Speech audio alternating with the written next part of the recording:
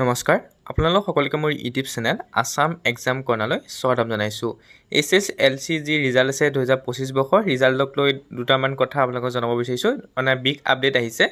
দুখন news paper অৰ্থাৎ G news আৰু টাইমছ অফ ইণ্ডিয়াৰ যি নিউজ আহিছে সেই নিউজৰ ওপৰত ভিত্তি কৰি আপোনালোকক জনাম যে ৰিজাল্টসমূহৰ তাৰিখটো কি তাৰিখ হ'ব পাৰে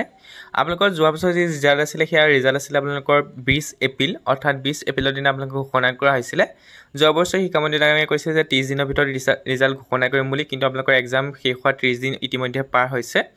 গতিকে আপোনালোকৰ 30 দিন পাৰ হোৱাৰ পিছতো আপোনালোকৰ ৰিজাল্টৰ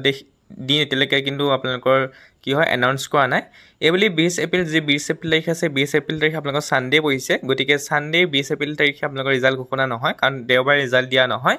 সেইকাৰণে মোষ্ট প্ৰবেবলি আপোনালোকৰ যি ৰিজাল্ট আছে ৰিজাল্ট আপোনালোকৰ 19 এপ্ৰিলৰ দিনা দিয়া সম্ভাৱনা বেছি আছে শনিবাৰে দিয়া খুবেই সম্ভাৱনা বেছি আছে যদি ৰিজাল্টবোৰ আপোনালোক শনিবাৰে নিদিয়ে অথবা 19 এপ্ৰিলৰ দিনা নিদিয়ে তেতিয়াহ'লে আপোনালোকৰ ৰিজাল্ট 22 এপ্ৰিলৰ দিনা দিয়া সম্ভাৱনা খুবেই বেছি কাৰণ 22 এপ্ৰিলৰ দিনা সকলো বন্ধ শেষ হ'ব মাজত আপোনালোকৰ বিহু বন্ধৰ পৰা ধৰি বহুত বন্ধ আছে গতিকে বিহু বন্ধৰ পৰা আৰম্ভ কৰি সকলো বন্ধৰ কাৰণে আপোনালোকৰ এইকেইদিন ৰিজাল্ট ঘোষণা নহ'ব গতিকে আপোনালোকৰ যি ৰিজাল্ট আছে সেয়া আপোনালোকৰ শনিবাৰ দিনটোত বা 19 এপ্ৰিলৰ দিনটোত ঘোষণা হ'ব পাৰে নহ'লে আপোনালোকৰ 22 এপ্ৰিলৰ দিনটোত ঘোষণা হ'ব পাৰে গতিকে শনিবাৰে যদি ঘোষণা নহয় তেতিয়াহ'লে আপোনালোকে 22 এপ্ৰিললৈ অপেক্ষা কৰিব লাগিব কোনোবা সময়তে আপোনালোকক হয়তো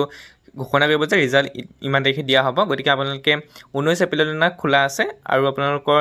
20 তাৰিখ দেওবাৰ পৰিছে গতিকে 20 তাৰিখে ৰিজাল্ট নিদিয়ে 21 তাৰিখে বন্ধ আছে 22 তাৰিখ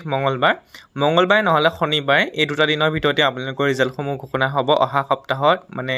যিটো সপ্তাহ আহিছে আপোনালোকৰ 19 তাৰিখ আৰু 21 তাৰিখ বিহুৰ পিছত 19 আৰু 22 তাৰিখ এই দুটা দিনৰ ভিতৰতে আপোনালোকৰ কনফাৰ্ম বুলি ধৰিব পাৰে আপোনালোকৰ 80% 90% কনফাৰ্মেশ্যন আছে এটোত আপোনালোকৰ 19 তাৰিখ বা 22 তাৰিখ এই দুদিনৰ ভিতৰতে আপোনালোকৰ যি ৰিজাল্ট আছে SSLC ৰিজাল্ট সেই ৰিজাল্টসমূহ ঘোষণা কৰা হ'ব